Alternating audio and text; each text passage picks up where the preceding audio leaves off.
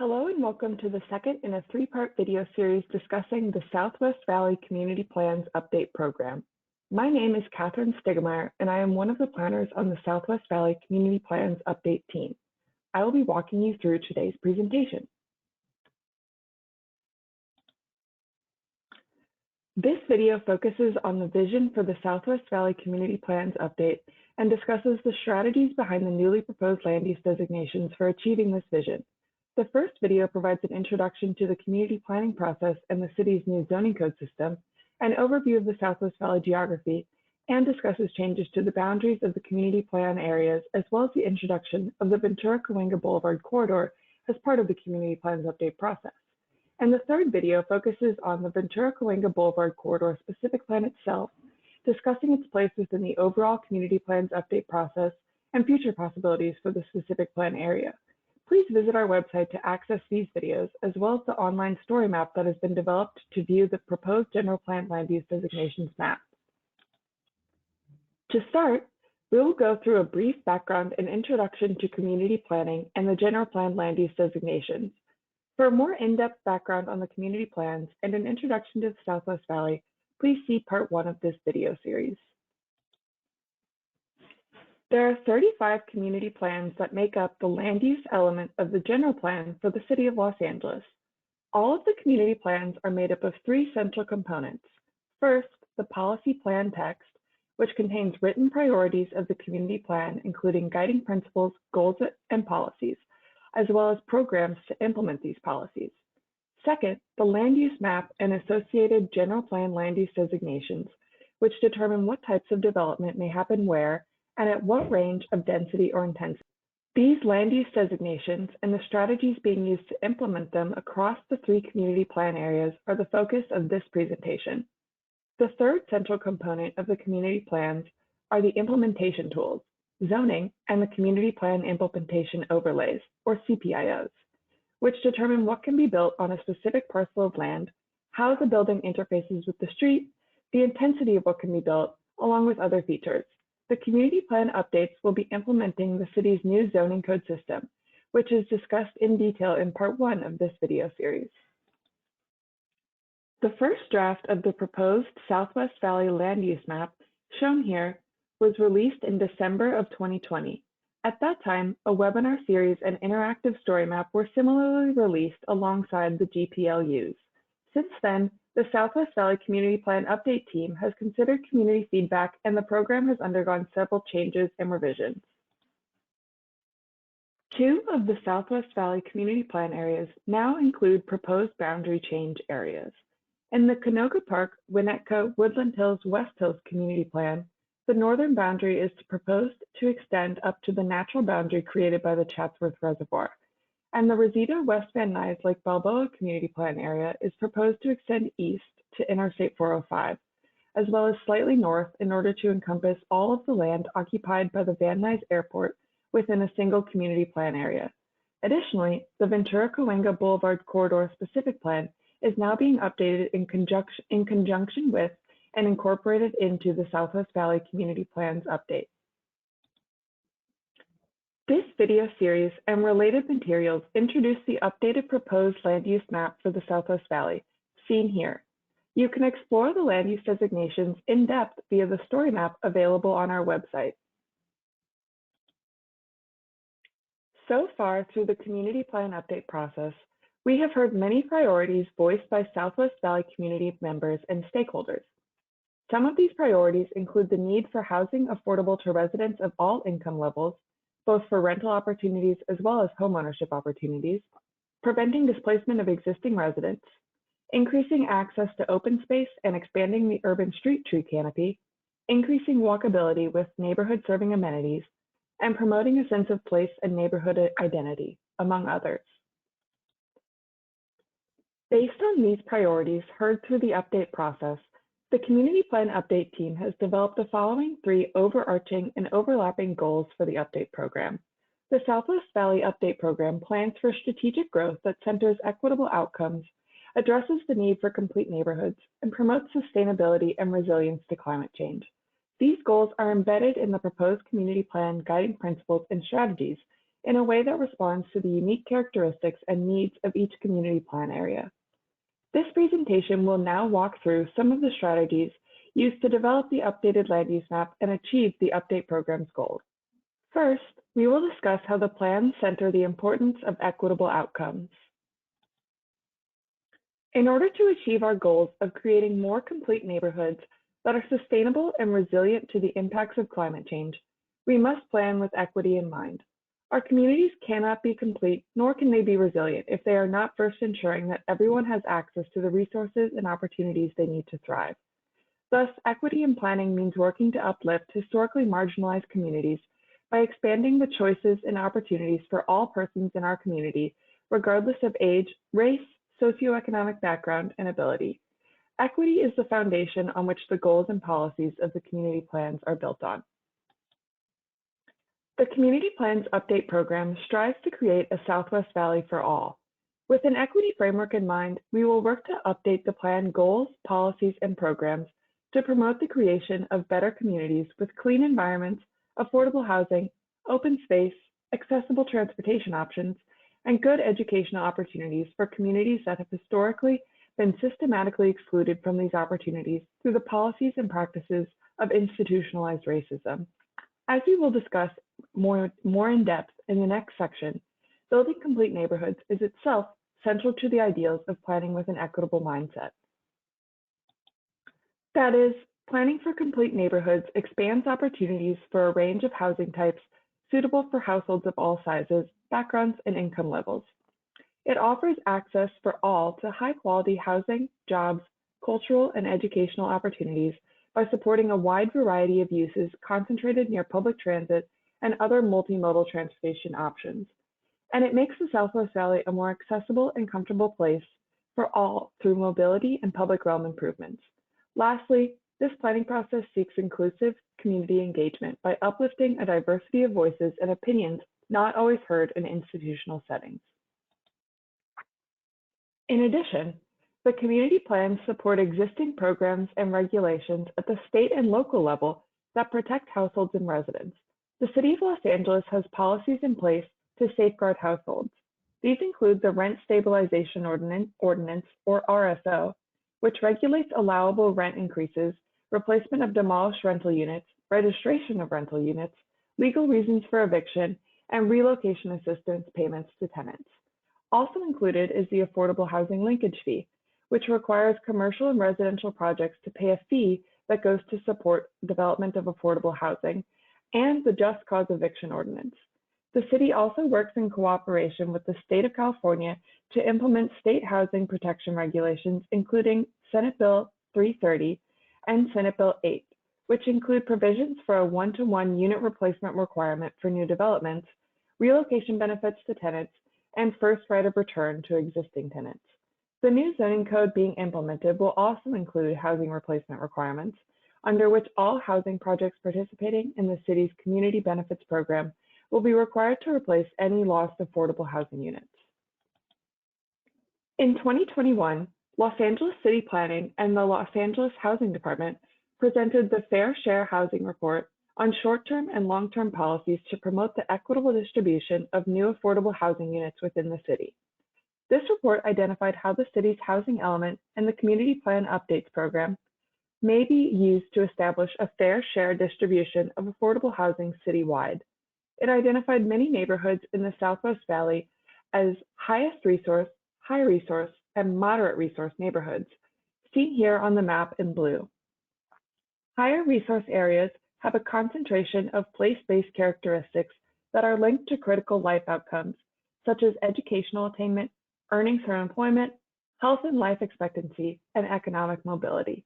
Thus, an important role for the community plan updates is to create opportunities for and to promote the development of affordable housing in high resource/high opportunities areas, such as Woodland Hills, West Hills, Encino, Tarzana, and other neighborhoods of the Southwest Valley. Another important component of planning with equity in mind is inclusive community engagement. The Southwest Valley team has reached out to and talked with stakeholders through LA City Planning hosted workshops and webinars, tabled at community events, and presented to and consulted with both local neighborhood councils and the business and development communities. It is our goal to continually listen and uplift a diversity of voices in the community as we strive to build more equitable, livable, and resilient communities together. Now, we will discuss planning for complete neighborhoods with access to housing and jobs. What do we mean when we refer to a neighborhood as complete? A complete neighborhood is one in which residents have safe and convenient access to the goods and services they need in everyday life. A variety of housing options are available in a complete neighborhood in order to meet the needs of community members of all income levels and across the lifespan. Other features of a complete neighborhood include grocery stores, quality schools, public open spaces, recreational facilities, and affordable transportation options. In a complete neighborhood, all travelers are prioritized regardless of their age or ability or their mode of travel, be it walking or rolling, bicycling, or public transportation. Residents have options for safely getting around beyond just driving in a car. To facilitate this, complete neighborhoods are built at a walkable and bikeable scale by reducing the distances that people have to travel to get to their destinations. Careful and thoughtful land use planning is a critical component of creating complete neighborhoods.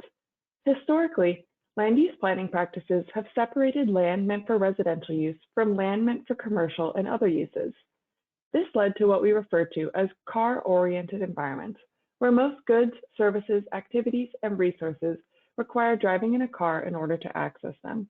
As seen in this map of the existing land use designations in the Reseda, West Van Nuys, Lake Balboa Community Plan area, most of the land area is dedicated to single-family housing, shown on the map in yellow and light green, with commercial uses, shown on the map in pink, red, and purple, restricted to the major corridors.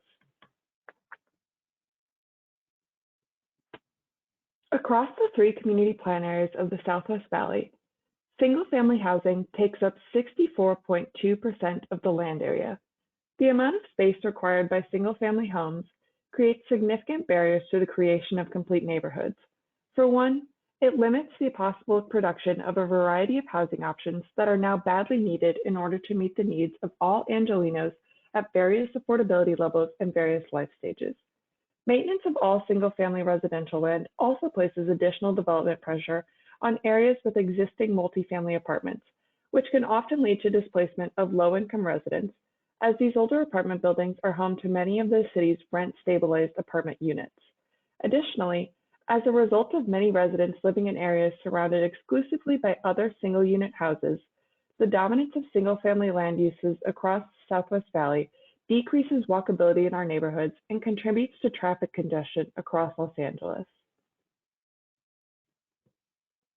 This car-oriented land use planning of the past, with significant space dedicated to single-family housing, leads to an imbalance in the amount of jobs compared to housing across neighborhoods. This diagram shows, on the left, the number of people who are employed within the boundaries of the Southwest Valley, but live outside of the Southwest Valley. On the right, in dark blue, are the people who live in the Southwest Valley but are employed outside of the Southwest Valley.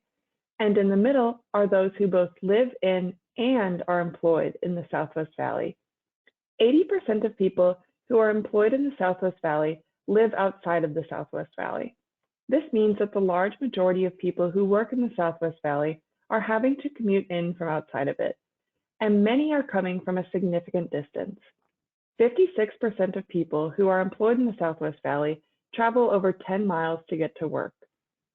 By creating more housing opportunities in the Southwest Valley, some of these people may have the option to live closer to their place of employment.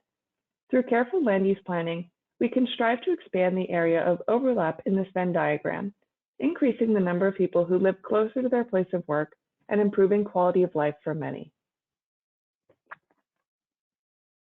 Because when people have to live far from their place of work and other community resources or destinations, this contributes to increasing congestion across our city. Of the workers who live in the Southwest Valley and who travel out of the home to work, 90.9% travel by car, truck, or van, and 80.4% are driving alone.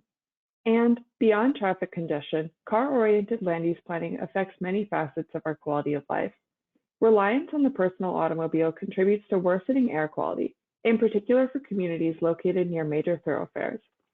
It has consequences for the accessibility and reliability of our city's emergency services, and it makes streets less safe for all travelers when roads are designed primarily and often exclusively for car travel. While many people may in fact already wish to take non-car modes of transportation to get to work and other destinations, these options are often infeasible due to the realities created by car-oriented land use planning. And while street infrastructure changes are an important part of making these options more feasible, land use planning that supports pedestrian scale environments is critical to their success. In order to make walking or rolling, bicycling or scootering, and public transportation more reliable, safe, and appealing options for all, both land use changes and street infrastructure investments are needed in tandem. Turning now to development trends in the Southwest Valley, many of the structures across the three community plan areas were built in the post-World War II era, approximately 70 years ago. This was due in large part to federal policies at the time that encouraged the development of housing meant to provide homeownership opportunities for veterans, as well as encouraging increased suburbanization and freeway development. While the post-war boom brought significant build-out of single-family housing that exists in the valley today, housing production has declined significantly in recent years for a variety of factors. Now, however, there is a housing shortage that has led to today's housing affordability crisis. Many residents now live in overcrowded housing units, face high costs of rent, and as all Angelenos know, homelessness has become an increasing reality for many of our community members. In the Southwest Valley specifically, 58% of renters put over 30% of their income towards paying the cost of rent. This 30% threshold is considered by the federal government to be rent burdened. Additionally, 33% of renters are putting over 50% of their income towards the cost of rent, which is considered to be severely rent burdened. As housing costs go up, more residents are forced into unsafe housing conditions. As mentioned previously, the city's 2021 Fair Share Housing Report identified strategies for promoting an equitable distribution of affordable housing citywide. Some of the findings of this report include the limited number of affordable housing units that has been produced within the Canoga Park, Winnetka, Woodland Hills, West Hills, and the Encino Tarzana community plans. From the period between 2009 to 2020, only 6 units of affordable housing, or 0.04% of the total number citywide, were permitted in the Encino Tarzana community plan area.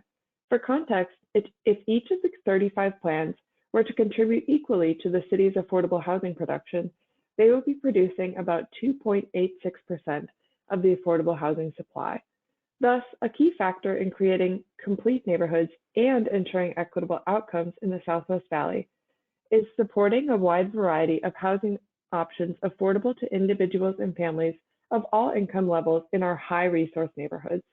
The Fair Share Housing Report also noted that there is a disproportionate amount of land dedicated to single-family housing in high-resource areas of the city, such as in the Southwest Valley, compared to high-segregation, high-poverty areas of the city.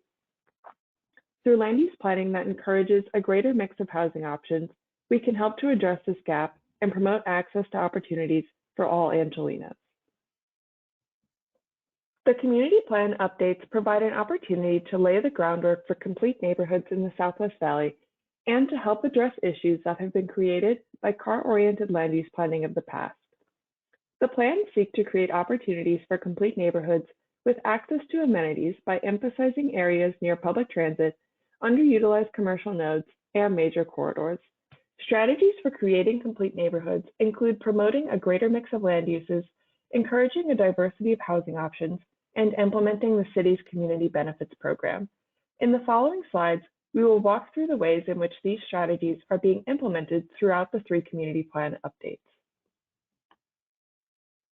Many of the major thoroughfares, also known as corridors, throughout the 3 plan areas are envisioned to become mixed-use corridors. Examples of mixed-use corridors in the Southwest Valley include portions of Sherman Way, Rosita Boulevard, Canoga Avenue, and Ventura Boulevard. The Regional Center, Villages, Community Center, and Neighborhood Center land use designations will encourage a greater mix of uses, including a range of housing types mixed with commercial uses, along underutilized portions of these corridors and at corners of major intersections.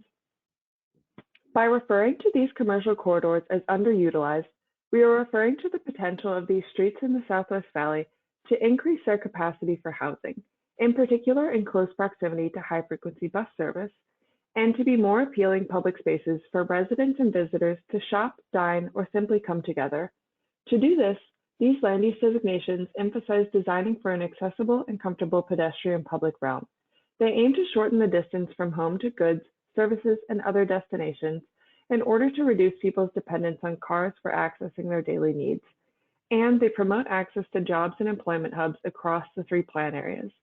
Shown at right are the newly built Reseda Watermark Apartments in the Reseda West Van Nuys Lake Balboa Community Plan area, located along Reseda Boulevard just south of Van Owen Street along the LA River. The Watermark Apartments is a mixed-use development with retail space on the ground floor level and access plan for the adjacent LA River. Similar developments along the Southwest Valley's mixed-use corridors will help to promote complete neighborhoods. An example of a mixed-use corridor, Ventura Boulevard is a vital thoroughfare for the Southwest Valley. It is envisioned to transform into a vibrant stretch of activity hubs where active streetscapes are promoted through pedestrian-oriented ground floor retail uses and buildings oriented towards the street, as opposed to being oriented towards a parking lot. The areas surrounding Ventura Boulevard, with the proposed low-medium, medium, low neighborhood, and medium neighborhood residential land uses, will support its development into a walkable destination by providing opportunities for multi-unit housing with possible community-serving commercial uses extending out from the boulevard. For a more in-depth look at the plan to promote complete neighborhoods along the Ventura corridor, see Part 3 of this video series. A major example of past land use planning and zoning practice that has contributed to the car-oriented environment found in the Southwest Valley as well as many neighborhoods of Los Angeles is the practice of zoning land exclusively for parking. Currently, many commercial areas across the city have significant land dedicated to parking, or P zones. They are primarily located adjacent to high-intensity mixed-use boulevards and commercial corridors. Zoning land exclusively for parking creates a number of issues. It reduces the amount of space available for housing and retail in locations where it would be most beneficial to have these uses at a higher density. P zones encourage buildings to be built so that they are oriented towards a parking lot rather than towards the street, which reduces their accessibility to pedestrian travelers. And parking zones also contribute to increased paved surfaces, decreasing opportunities for landscaping, urban tree canopy, and gathering spaces. All of these factors decrease the attractiveness of our mixed-use and commercial corridors to people traveling by modes other than car and induce demand for driving. Thus, the strategy of the community plans moving forward removes P zones in favor of planning for a greater mix of land uses. Existing P zones could be rezoned to match the use, area, and density standards of an adjacent commercial zone with a transitional height component. Currently, about 1,990 acres of land are designated as parking zones throughout the Southwest Valley. Reducing the land allocated for parking expands the area that can be used for housing and employment. This example, located in Canoga Park, shows the existing parking zones in gray along Sherman Way at the intersection with Farallone Avenue. At points, some stores are almost 400 feet from the sidewalks along Sherman Way. The new proposed land use designations would see all of these current P zones designated as the neighborhood commercial general plan land use, allowing for them to later have a commercial zoning consistent with the adjacent buildings. It is important to note, however, that the removal of parking zones does not mean the removal of parking standards. The zoning code will still lay out standards for the amount of parking required to meet the needs of various developments, but the removal of parking zones will allow for greater flexibility in how parking is built in these important areas of the Southwest Valley. The medium neighborhood residential and low neighborhood residential land use designations will implement the neighborhood amenity use district concept. The strategy behind these land uses is to introduce small-scale, non-residential uses along strategic corridors across the three plan areas. Areas where these land uses are implemented will remain primarily residential, incorporating low-scale multi-unit housing alongside some single-unit housing, but may integrate limited local serving commercial uses. The size of these commercial tenants and their allowed uses will be limited under the new zoning code in order to preserve and promote small local businesses as neighborhood amenities. Examples of the envisioned neighborhood amenity uses include daycare centers, food and beverage services such as neighborhood coffee shops or delis, and small offices or retailers. This example shows the low neighborhood residential designations being applied along Lindley, White Oak, and Louise Avenues in Reseda. The medium and low neighborhood residential land uses are designated along larger streets within existing residential neighborhoods, often with an alley for separation from the adjoining homes, to promote access to daily needs within walking distance for these neighborhoods. These designations can help to create connections within neighborhoods and encourage active modes of transportation. We can also help to promote more active modes of transportation by creating more transit-oriented neighborhoods. In contrast to car-oriented land use planning, transit-oriented land use planning promotes mixed-use centers that prioritize walkability and transit access. In particular, the Village's land use designation prioritizes lively and safe pedestrian environments with a range of housing types mixed with ground floor retail. A variety of residential designations, including medium neighborhood, medium, and low neighborhood residential, and the areas surrounding a village land use designation create housing options that support the increased foot traffic necessary for public transit and many businesses to be successful. An example of an envisioned transit-oriented neighborhood, the Reseda Central Business District is served by LA Metro bus routes running along Sherman Way and Reseda Boulevard. These buses provide 15-minute headways and connect to the Metro G or Orange Line to the south and to Cal State University Northridge to the north. The Village's land use designation, shown in dark pink on the map, would allow for a range of housing types mixed with commercial uses to promote the evolution of Sherman Way and Reseda Boulevard into mixed-use corridors. And the medium neighborhood, medium, and low neighborhood residential land uses applied to parcels in the areas surrounding the Central Business District provide a wide mix of housing types and smaller commercial uses to support a walkable and vibrant community destination. Another key strategy of the community plan updates is the creation of increased opportunities for what is known as missing middle housing. Missing middle housing generally refers to house-scale buildings with multiple units in walkable neighborhoods. We refer to them as missing because their production has declined in many cities in favor of the production of either single-unit houses or mid to high-rise multi-unit buildings.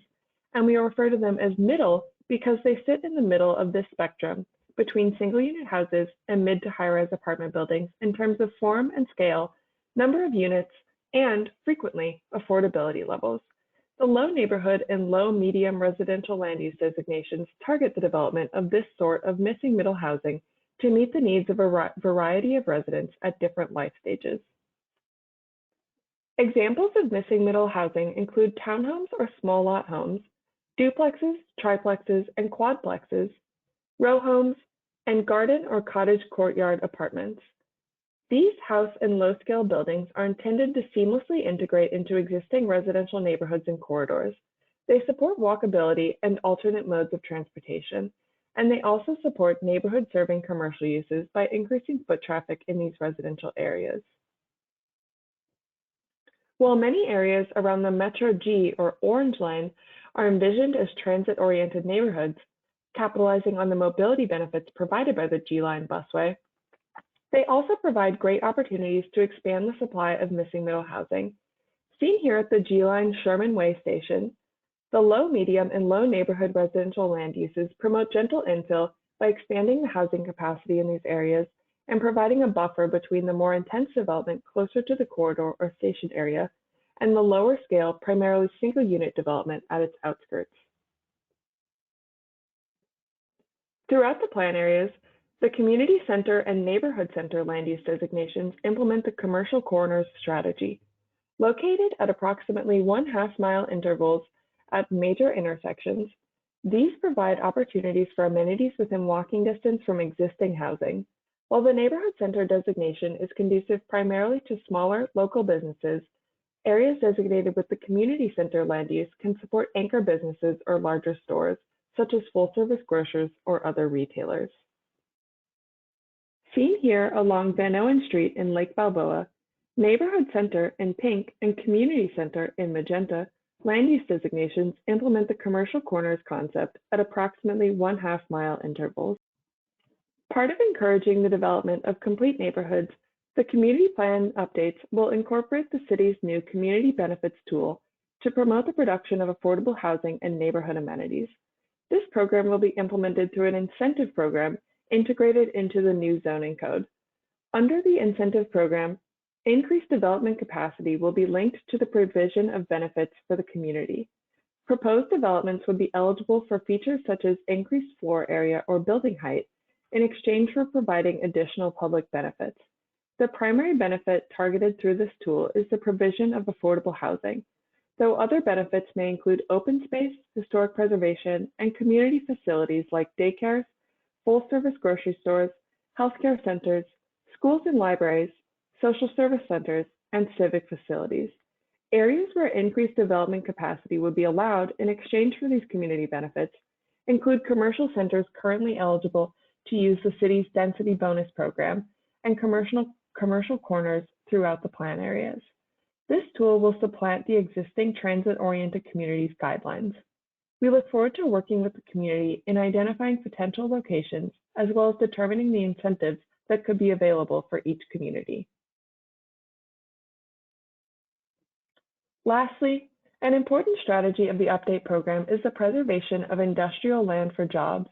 The light industrial and production land use designations ensure that land remains available for manufacturing, warehousing and distribution, office and limited commercial, and other industrial uses that support needed services and goods movement. Notable hubs for industrial production land uses in the Southwest Valley include the Van Nuys Airport, the area adjacent to the Reseda Central Business District, and along Canoga Avenue in Canoga Park. Now, we will discuss how the plans address the need for sustainability and climate change resilience. As with the rest of the region, the Southwest Valley has been impacted by a changing climate, experiencing increased days of unhealthy air and excessive heat, directly affecting health and wellness in our communities. Our reliance on automobiles as our primary mode of transportation has resulted in greenhouse gas emissions that have exacerbated existing hazards and introduced new hazards, including extreme heat, precipitation and drought, wildfires, flooding and sea level rise, and unhealthy air quality. The Community Plans Update presents an opportunity to respond to these impacts through changes in the built environment and how residents and visitors access their daily needs. Emissions from transportation generate the largest share of greenhouse gas emissions in the U.S., primarily from the burning of fossil fuels for our cars, trucks, ships, trains, and planes. As discussed, communities in the Southwest Valley are impacted by unhealthy air pollution as a result of the region's reliance on automobiles through car-oriented land use planning. Additionally, greenhouse gas emissions generated by transportation contribute to the increasing number of days experiencing extreme heat and drought. Planning for the future requires the Southwest Valley Community Plans propose policies that aim to reduce the impacts on the environment and adapt to current and future needs of residents.